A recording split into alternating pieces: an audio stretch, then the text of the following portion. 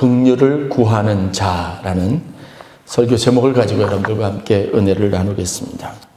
성경을 읽다 보면 이해할 수 없는 여러 가지 많은 일들과 상황들, 또 이야기들을 접하게 됩니다. 가끔은 당황스러운 것은 우리가 알고 있는 하나님의 그런 모습과 조금 다른, 그것과 좀 잘 일치가 일어나지 않는 것 같은 어색한 이야기들을 만나기도 합니다.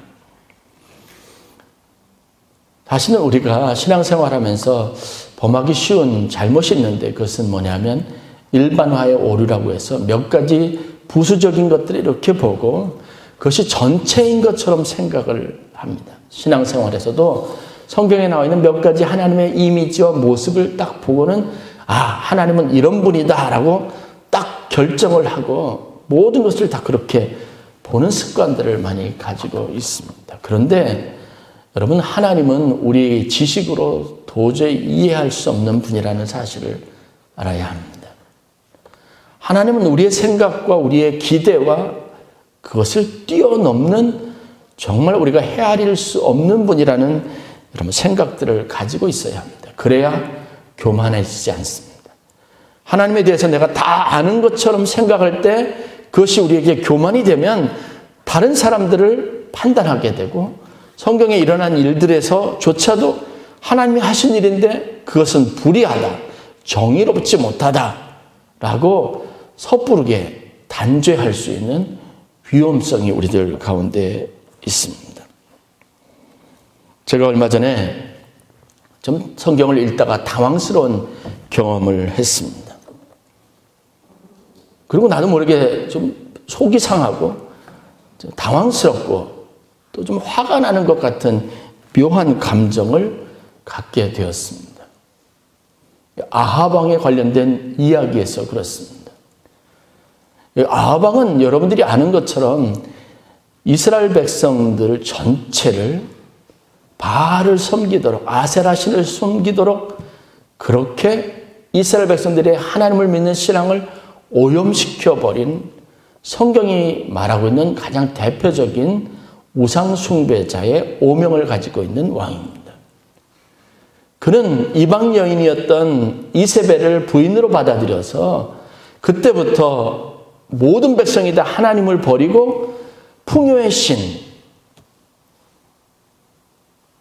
그리고 열매, 결실의 신이라고 알려져 있는 바알에게 다 예배하도록 하는 큰 죄를 저질렀습니다. 실질적으로 오므리 왕의 아들로 태어나서 이스라엘의 가장 큰 번영과 그리고 물질적인 축복을 가져왔던 사람이 누구냐면 아합 왕입니다.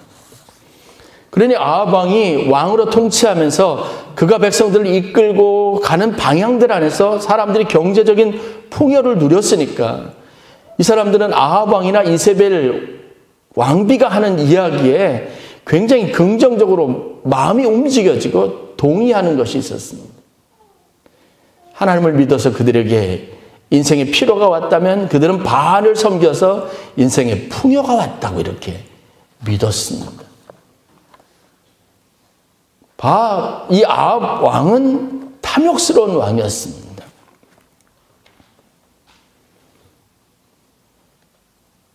우리가 일반적으로 생각하면 아합 왕 그러면 이러한 일련의 모습들 속에서 하나님의 심판을 면치 못해야 한다는 그런 관점들을 가지고 있습니다.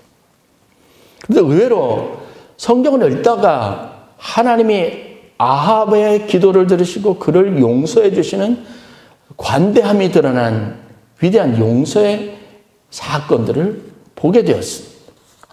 그것도 열왕기상 21장의 나봇의 포도원 사건 이후에 일어난 일이기 때문에 전혀 생각하지 못했던 이 갑자기 베풀어진 하나님의 은혜와 용서에 대해서 그 좀처럼 이게 받아들이기 힘든 어려움을 제가 경험을 했습니다. 아합 왕은 많은 것을 소유한 왕이었습니다. 그런데 자기 눈에 어느 날 보았던 이스라엘 평야에 있었던 좋은 포도 열매를 생산하는 이 한 포도원을 보고 욕심을 부리기 시작한 겁니다. 그 포도원을 매매해서 사려고 했습니다. 그런데 보니까 그 포도원은 조상 대대로 물려받은 유전이었기 때문에 이스라엘 백성들의 오랜 전통과 율법의 조항에 의하면 매매할 수 없습니다. 사고 팔 수 없는 땅이었습니다. 그러면 포기를 해야 하는데 속이 상한 거예요. 갖고 싶은데 갖지 못하는 것 때문에 안달이 났습니다. 옆에서 이것을 보았던 이세벨이 꾀를 냅니다. 불량자, 거리를 떠도는 근본도 없는 사람 두 사람을 세워서 거짓 증언을 하게 했습니다. 자기들이 이 나봇이라고 하는 사람이 하나님을 저주하고 왕을 저주하는 것을 분명히 보고 들었다라고 말하게 했습니다. 재판을 걸어서 결국은 이 사람들의 증인으로 두 사람이 나타나서 그렇게 증언하고 율법에 따라서 아합 왕이 처벌을 하게 합니다. 그래서 나봇을 멀쩡한 사람은 어느 날 갑자기 하나님을 저주한 죄를 씌워서 그 다음에 돌로 쳐서 죽입니다. 그리고 포도원을 강제로 차지하는 겁니다. 인간의 탐욕이 끝이 없는 거죠. 하나님이 그대로 간과하실 수가 없죠. 넘어갈 수도 없죠. 그렇다면 정의의 하나님이 아니니까요. 그래서 하나님께서 선지자 엘리야를 불러요. 그리고 그를 이 아합 왕에게 보냅니다. 아합 왕이 엘리야를 맞이하게 되는데 엘리야에게서 두렵고 무서운 심판의 메시지를 듣습니다. 그 메시지가 뭐냐면 이 아합에게 속한 모든 사람들이 죽으면, 성읍에서 죽으면 개가 그 피를 핥게 될 것이고 들에서 죽으면 공중의 새가 그 피를 핥게 되리라는 엄청난 심판의 메시지를 준 겁니다. 맞아요. 하나님은 그러셔야 되는 겁니다. 이런 악한 사람을 하나님을 배반하게 하고 우상을 앞장서서 섬기게 하고 백성들의 마음을 훔친 이런 왕, 그것도 탐욕스러운 왕이 이런 행위를 했다면 그대로 놔두면 안 되죠. 어김없이 하나님께서 선지자를 통해서 심판을 예고하셨습니다. 그런데 당황스러운 것은 그 이후입니다. 성경에 보니까 한 3절에 걸쳐서 갑자기 반전이 일어나는데 어떤 반전이냐면 이 선지자의 이야기를 들은 아합이 갑자기 회개를 하는 겁니다. 열왕기상 21장 27절에 보면 아합이 이 모든 말씀을 들을 때 그의 옷을 찢고 굵은 배로 몸을 동이고 금식하고 굵은 배에 누우며 또 풀이 죽어 다니더라. 쌤통이다 할 겁니다. 그런데 의외의 상황으로 전환이 됩니다. 28절과 29절 말씀을 보면 하나님이 디셉 사람 엘리야에게 말씀을 하십니다. 그를 불러 세워놓고 이렇게 얘기하시는 겁니다. 내가 아합이 내 앞에서 겸비함을 보느냐? 엘리야에게 묻는 거죠. 그가 내 앞에서 겸비함으로 내가 재앙을 저의 시대에는 내리지 아니하고 그 아들의 시대에야 그의 집에 재앙을 내리리라. 엘리야에게 말씀하시는 겁니다. 아합이 갑자기 회개하는 모습을 보이자 하나님 심판을 그에게 내리지 않겠다고 하신 거예요. 그리고 더 당황스럽게 제 눈을 의심하게 하는 표현이 뭐냐면 그 아버지가 아니라 그 자식들 세대에 하나님의 심판을 유보해서 그 자식들에게 내리겠다고 하는 겁니다. 여기에는 정의가 없습니다. 하나님이 그런 분이라는 사실이 굉장히 당황스러웠습니다.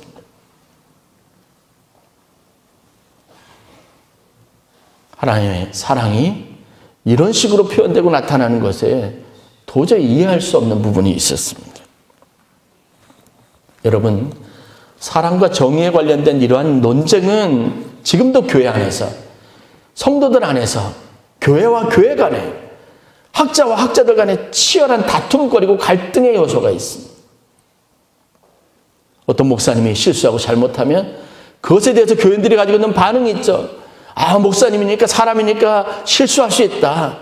그래, 용서해야지. 다른 한편에서는 아니 어떻게 목사님이 저럴 수 있어. 그건 그렇게 덮을 것이 아니지. 라고 각각 자기 주장들을 내서 정의를 세워야 되느냐 아니면 사랑을 앞세워야 되느냐, 그것 때문에 사람들이 감정적으로 대립하고 다투는 일들이 많습니다. 성도의 잘못이 있으면 그 사람을 옹호하려고 하는 사람이 있습니다. 사랑으로 감싸줘야 된다는 사람. 아니야, 그렇게 해서는 안 된다. 그 사람을 위한 일이 아니야. 마땅히 그에 대한 대가를 치르게 해야 된다고 목소리를 높이는 사람들이 있습니다. 사랑과 정의 사이에서 우리가 어떻게 행동해야 할지 늘 갈등하고 있습니다. 하나님의 사랑이라고 하는 이름으로 행해지는 일들을 그것이 정서적으로 받아들이지 않아서 도저히 이해가 되지 않아서 어떤 사람은 교회를 떠나는 사람도 있습니다. 사랑으로 용서하고 덮자고 하고 한쪽에서는 덮을 일이 아니라고 합니다. 정의를 세워야 한다고 말합니다. 여러분이라면 어떻게 판단하고 어떻게 행하시겠습니까? 좋은 것과 옳은 것 사이에서 여러분들은 과연 어느 쪽에 더 비중을 두고 선택하실지 묻고 싶습니다.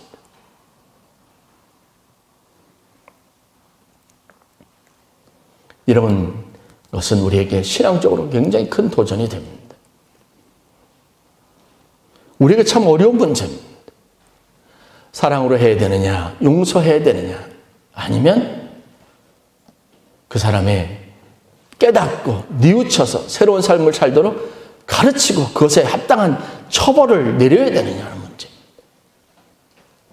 그런데 문제는 이러한 것이 그냥 적용하기 어려운 사람들이 있는 반면 이것에 대해서 우리가 굉장히 혼란스러워할 수 있는 사람들이 있습니다. 특별히 아합 같은 사람은 그렇습니다. 그에게는 선한 것이 없습니다. 은혜를 베풀 만한 요소가 없습니다.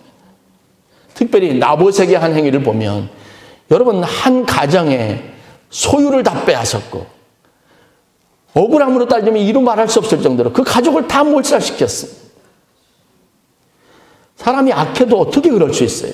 그것도 없는 사람이 그랬다면 모르는데 많이 가진 자가 만을 가진 자가 백을 가지겠다고 사람의 생명을 파리 목숨처럼 여기고 그를 모함해서 두고두고 그의 가문은 하나님을 저주하고 모욕한 사람이라고 하는 가정이라고 하는 오명을 뒤집어 쓰게 하는 끔찍한 일을 한 겁니다. 그런데 하나님께서 그에게 자비를 베푸셨다는 겁니다. 성경에서 인호는 이와 같은 분노를 참 많이 느낍니다. 이것 때문에 당황스러워합니다.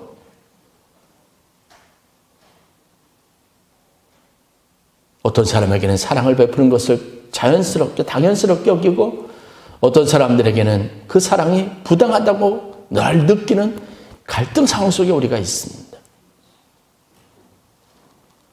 그리고 실질적으로 그것 때문에 여러분 신앙적으로 혼란스러워하고 믿음 생활에서 여러분들이 참 많은 어려움을 겪습니다. 어떤 사람은 정말 교회를 떠납니다. 교회가 그런 식으로 결정하고 그렇게 행동하는 사람들에 대해서 도저히 이해할 수 없다고 해서 신앙을 버리는 젊은이들도 많습니다. 하나님이 모순이 있는 걸까요? 하나님이 변덕쟁이일까요? 상황에 따라 그가 하는 일들이 각각 다른 걸까요? 누구에는 편애하고 누구는 그렇지 않은 걸까요? 믿는 사람들에게는 한없이 이해하는 마음을 가지고 있고 포용력 있고 믿지 않는 사람들에게는 굉장히 엄격하고 때로는 심하다 할 정도로 냉철하신 분이 하나님일까요? 하나님의 본심, 하나님의 원리, 하나님의 뜻은 과연 무엇일까? 혼란스러운 점이 우리에게 참 많이 있습니다. 이 어려운 문제들과 관련해서 우리가 생각할 수 있는 몇 가지 중요한 교훈들이 있습니다. 본문을 이해할 수 있는 중요한 단서가 되는 것 세 가지를 여러분들과 함께 나누도록 하겠습니다. 성경을 보는데 여러분이 세 가지 관점을 잘 가지시길 바랍니다. 사람과 사람 사이에 우리가 가지고 있는 갈등의 문제, 정의와 사랑스러움, 사랑 사이에서 여러분들이 겪는 혼란의 문제를 이 세 가지 관점에서 여러분들이 잘 해결할 수 있는 그런 은혜를 누리실 수 있길 간절히 축원합니다. 첫 번째는 어떠한 경우에서라도 하나님은 사랑이시라는 겁니다. 그러므로 우리가 하나님의 사랑을 알고 그 사랑 안에 거해야 합니다. 무엇을 선택하고 어떤 일을 하든지 간에 항상 사랑 안에서 해야 합니다. 사랑하는 마음으로 해야 합니다. 이것이 성경을 보는 기준, 성경의 이야기를 우리가 판단할 수 있는 기준입니다. 하나님의 행위, 하나님의 결정, 하나님의 선택을 이해할 수 있는 가장 중요한 기준이 바로 하나님은 사랑이시라는 것. 즉 사랑으로 그 일을 했다는 겁니다. 저 사람에게 필요한 것을 위해서 하나님께서 그의 적합한 조치들을 행하신 겁니다. 그런데 그 사람을 깊이 사랑하는 마음에서입니다. 하나님은 어떤 일에 경중을 두지 않고 하나님의 사랑은 차별이 없다라고 말합니다. 차별이 없으려면 하나님 앞에 범죄했던 온갖 하나님의 법을 떠난 니느웨 성 같은 성에도 하나님의 사랑은 똑같이 이루어져야 하는 겁니다. 그 사랑은 믿는 사람이나 아합 왕, 하나님을 버리고 우상을 숭배했던 아합 왕에게도 똑같이 적용되어야 합니다. 하나님은 심판하시되 그 심판을 통해서 아합 왕을 변화시키길 원하시고 아합 왕이 하나님이 원하시는 삶을 살기를 간절히 원하신다는 겁니다. 하나님은 그에게 자비와 긍휼과 용서를 베푸실 때도 그 사랑과 자비와 용서는 아합 왕을 변화시켜서 하나님이 원하시는 삶을 살도록 하게 하기 위한 하나님의 방식이라는 겁니다. 그래서 심판과 저주와 그리고 하나님의 바다와 같은 넓은 사랑은 같은 목표를 가지고 같은 의도를 가지고 행해지는 것이라는 믿음을 반드시 가지실 수 있기를 주의 이름으로 간절히 축원합니다. 왜 하나님이 아합에게 엘리야 선지자를 보내서 내가 내 주위의 모든 가정, 아합의 가족들은, 아합의 관계에 있는 관계인들은 모두 다 죽으면 성읍에 있는 사람은 개들이 그 피를 핥고 들에 있는 사람은 공중의 새가 그 피를 핥게 하겠다고 말씀하셨을까요? 그렇게 말씀하신 거나 그가 겸비함을 보았기 때문에 그 재앙을 그에게 내리지 않겠다고 하신 것이나 똑같다는 겁니다. 왜요? 아합을 사랑하시고 그가 변하기를 간절히 바라시는 하나님의 마음이 그 중심이고 그 출발점이기 때문임을 믿으시기를 간절히 축원합니다. 사랑이 없는, 사랑이 결여된 정의를 경계해야 합니다. 여러분, 우리가 혈족, 혈액 같은 혈연 관계에 있는 사람이나 자식이나 부모나 여러분 관대할 수 있는 원인이 뭔지 아십니까? 때로는 어떨 때 자식들에게 훨씬 더 혹독할 수 있는 이유가 뭔지 아십니까?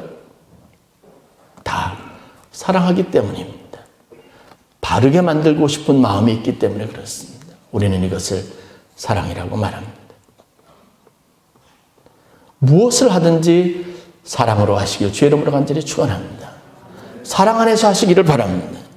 아합 왕에게 이렇게 변덕쟁이 하나님의 모습으로 비춰진 가장 중요한 이유가 바로 하나님이 아합 그 왕을 사랑하시기 때문이라는 것을 우리가 발견할 수 있어야 합니다. 역대하 7장에 보면 하나님 앞에 거룩한 성전을 봉헌했던 이스라엘 백성들과 솔로몬에게 나타나서 하나님께서 다음과 같이 공개적으로 그 사람들에게 약속하신 말씀이 기록이 되어져 있습니다. 내 이름으로 일컫는 내 백성이 그들의 악한 길에서 떠나 스스로 낮추고 기도하여 내 얼굴을 찾으면 내가 하늘에서 듣고 그들의 죄를 사하고 그들의 땅을 고칠지라.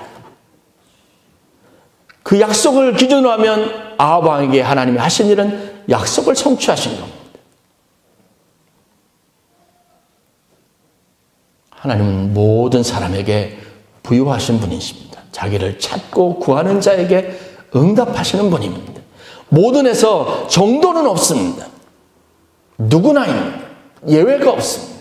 아합 왕에게든 아니면 베드로에게든 하나님이 가지고 있는 관심과 그들에게 베푸는 은혜와 때로는 그들에게 주셨던 혹독한 교훈의 말씀은 늘 언제나 같은 의미를 갖습니다. 그러므로 우리는 이 문제들과 관련해서 하나님은 사랑이시고 하나님은 모든 것을 사랑 안에서 행하신다는 사실들을 믿음으로 삼으실 수 있기를 주의 이름으로 간절히 축원합니다. 두 번째 교훈이 있습니다. 그러므로 우리에게 필요한 일은 사랑 안에서 자신을 지키고 하나님의 긍휼을 기다리는 자세를 갖는 겁니다. 우리에게는 그런 사랑이 없습니다. 내가 정의일 수는 없습니다. 정의는 하나님에게만 있습니다. 그리고 하나님 우리에게 요구하시는 것이 있다면 그것은 사랑으로, 사랑의 마음으로 살아가도록 하는 겁니다. 그런데 살다 보면 우리에게 이런 사랑이 없습니다. 그래서 사랑 안에서 오래 참고 사랑 안에서 기다리며 하늘로부터 부어지는 하나님의 긍휼을 기다리라고 권면합니다. 여러분, 다른 사람과의 문제를 해결하기 위해서, 어떤 여러분 앞에 닥친 상황에 대한 선택을 위해서, 그래서 여러분들은 하나님의 마음을 갖기를 위해서 그 사랑이 우리에게 부음받아지고 상대방에 대해서 긍휼히 여기는 마음, 하나님의 마음으로 볼 수 있기를 위해서 여러분 스스로에게 충분히 기다리고 기도할 수 있는 시간을 반드시 주어야 합니다. 그 사랑이 우리에게 부어진 바 되고 하나님의 마음으로 그 사람의 진심이 보이기 시작할 때, 그 사람이 긍휼히 여기게 될 때, 그때야 우리가 하나님 앞에 바른 판단을 가지고 믿는 성도의 모범을 보일 수 있다고 하는 사실입니다. 아합 왕이 행한 일은 분명히 악하고 그 죄질이 나쁩니다. 악질입니다. 인간 말종입니다. 그는 그런 본성을 가지고 태어난 것처럼 보입니다. 그럼에도 하나님은 그에게 회개하기를 원하십니다. 그런 그에게도 소망을 두신 겁니다. 엘리야는 그 얘기를 들으면서 아마 그랬을 겁니다. 하나님, 저거 다 쇼입니다. 하나님 속으시는 겁니다. 그런데 하나님은 속아주는 것조차도 기뻐하시는 분이심을 믿으시길 바랍니다. 그게 사랑입니다. 사랑은 그래서 약자입니다. 사랑은 늘 언제나 배신당할 가능성을 많이 가지고 있습니다. 사랑은 낙심하게 될 요소들을 항상 가지고 있습니다. 그럼에도 불구하고 사랑은 항상 모든 것을 유예시킵니다. 형 집행을 유예합니다. 집행 유예를 항상 선구하고 우리가 사는 겁니다. 그 사람이 변화되고 그 사람이 바르게 살 수 있는 기간들을 항상 주는 마음이 우리에게 있어야 합니다. 바울은 이런 주님의 마음을 배우도록 성도들에게 권면했습니다. 오직 사랑 안에서 참된 것을 하여 범사에 그에게까지 잘할지어다. 성도들이 가져야 될 목표라고 말합니다. 사랑 안에서 늘 언제나 바르고 온전해질 수 있다는 소망을 가졌습니다. 그것이 우리가 그리스도를 닮아가는 첩경이고 가장 중요한 기준이라고 말하고 있습니다. 오늘 우리가 읽은 본문의 말씀은 유다서, 낯설은 것이죠. 한 장밖에 기록되지 않는 유다서 내용입니다. 유다는 여러분 예수님의 친형제입니다. 같은 뱃속에서 태어난 형제입니다. 그가 이 유다서를 써서 교회들과 형제들을 권면할 때 많은 예수를 믿는 사람들은 큰 환난과 박해 가운데 있었습니다. 목숨이 위태로웠습니다. 누가 나를 예수 믿는 사람이라고 고발하면 당장 끌려가는 거예요. 안전한 곳이 없었습니다. 누가 이웃이고 누가 나를 고발할 자인지 알 수 없습니다. 어제까지 친절하고 나에게 잘 대해주던 사람, 그래서 내가 간이라도 다 빼줄 것 같았던 사람이 어느 날 갑자기 고발자가 될 수도 있습니다. 핍박에 대해 그들은 사랑할 수 없는 시대를 살아가고 있었습니다. 불안했습니다. 그때 성도들에게 유다는 진심 어린 조언을 합니다. 하나님의 사랑 안에서 자신을 지키며 영생에 이르도록 우리 주 예수 그리스도의 긍휼을 기다리라. 유다가 제일 두려워했던 게 뭔지 아십니까? 그리스도인으로서 우리가 이런 하나님의 사랑 받은 은혜를 잃어버리는 것을 제일 두려워했습니다. 왜요? 상황이 그러니까요. 여러분, 우리가 생각해 보세요. 여기 누가 코로나19 보균자라 확진자라는 생각을 가지고 있어 보세요. 사람을 대하는 우리의 태도가 달라집니다.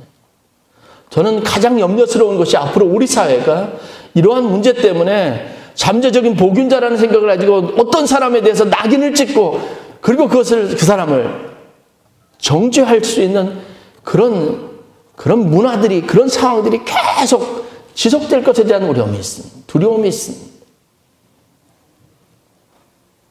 여러분, 안아줄 수 있습니까? 포용할 수 있습니까? 의심하지 않을 수 있습니까? 중요한 것은 하나님은 우리에게 하나님의 사랑 안에 거하기를 힘쓰라라고 말합니다. 그리고 어떻게 해요? 위로부터 부어지는 하나님의 긍휼을 기다릴 수 있는 성도들이 되어야 될 줄로 믿습니다. 사랑 안에서 행해야 합니다. 그래서 우리에게는 이 사랑이 없어서 늘 기도하고 하나님의 사랑과 은혜가 긍휼이 내 안에 부어지기를 참고, 그래서 그 마음으로 세상을 보고 내 앞에 있는 문제들을 볼 수 있도록 해야 합니다. 마지막입니다. 우리가 확실하게 믿음으로 삼아야 될 것이 있습니다. 사랑하고 사랑을 믿는 삶을 살려면 그것은 하나님은 공의의 하나님이라는 사실을 분명히 믿어야 합니다. 여러분들이 사랑으로 하는 일이 결코 헛되지 않습니다. 반드시 그 사랑은 열매를 맺게 될 것이라는 믿음을 가지시길 바랍니다. 그 사람이 그런 사랑을 받을 만한 사람이 못 되면 그럼 그렇게 그 사람이 하나님의 공의로운 심판을 받게 되어져 있습니다. 이 이야기의 전개의 아합의 마지막 생의 전개 과정을 살펴보면 분명해지는 것이 한 가지 있습니다. 아합 왕이 하나님의 용서와 하나님의 은혜를 받았지만 그가 다시 죄를 범하고 회개하지 않아서 결국은 하나님 말씀하신 대로 심판을 받았다는 거예요. 우리가 인생의 관계를 맺어가는 과정에서는 사랑의 원리를 적극적으로 실천해야 합니다. 그러나 인생의 마지막 심판의 원리가 작용되게 되어져 있습니다. 근데 그 심판은 누구에게 맡겨요? 하나님께 맡기는 겁니다. 성경의 기록에 보면 아합 왕이 그 당시 유대 왕과 같이 연합해서 아람의 군대와 전쟁을 벌입니다. 전쟁이 일어나는데 여호사밧 왕을, 유대 왕을 앞장 세우고 자기는 뒤에 몰래 숨어서 일반 병사의 옷을 입고 사람들의 아람 군대에 타겟이 되는 것을 면하려고 했어요. 비겁한 거죠. 그런 사람밖에 안 되는 겁니다. 그런데 참 희한하게도 그렇게 사람들이 발각되지 않고 일반인들 속에 숨기려고 숨겨 있으려고 그러는데 갑자기 어느 날 한 사람이 아람 군대에 한 사람이 무심코 쏜 화살, 성경이 그렇게 표현되어 있어요. 한 사람이 무심코 활을 당겨 이스라엘 왕의 갑옷 솔기를 마친지라. 스쳐 지나갔다는 거예요. 그런데 그것 때문에 피를 너무 많이 흘려서 그만 병거에서 죽고 말았다는 겁니다. 사마리아 성으로 이 아방의 시신을 데리고 가서 장사를 지냈는데 그 병거에 가득했던 피를 씻기 위해서 이스라엘 사람들이 사마리아 연못에 가서 그 병거를 씻었는데 그 피를 주위에 있는 개들이 와서 핥았다. 이렇게 기록하고 있습니다. 결국은 우리가 사랑을 베풀고 하나님의 자비를 베풀더라도 그 사람이 그럴 만한 자격이 되지 않으면 하나님의 심판을 면치 못하게 되어져 있습니다. 정의는 하나님에게 있습니다. 그러나 사랑은 우리에게 부음받고 우리가 살아가야 할 가장 중요한 기본적인 덕목이고 소양이라는 믿음을 가지시면 정의와 사랑에서 여러분들이 혼란을 겪지 않습니다. 하나님은 사랑이시고 모든 일들이 하나님의 사랑으로 하신 일이기 때문에 그것을 믿으면 되는 겁니다. 그리고 마침내 하나님께서 공의롭게 심판하실 것을 믿으세요. 그리고 여러분들은 적극적으로 하나님 말씀하신 것처럼 사랑으로 행하도록 결단하시고 노력하시기를 주의 이름으로 간절히 축원합니다. 기도하겠습니다.